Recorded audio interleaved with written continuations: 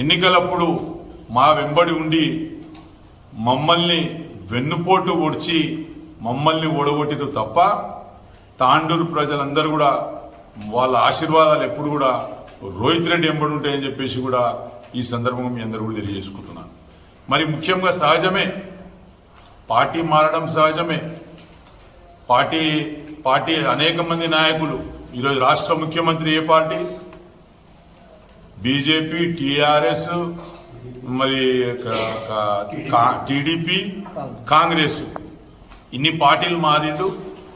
సరే పార్టీలు మారొచ్చు, కానీ ఇన్ని విధాలుగా పార్టీల లాభం పొంది పార్టీ ఇడిచిపోవడం అనేది చాలా నీచమైన చర్య.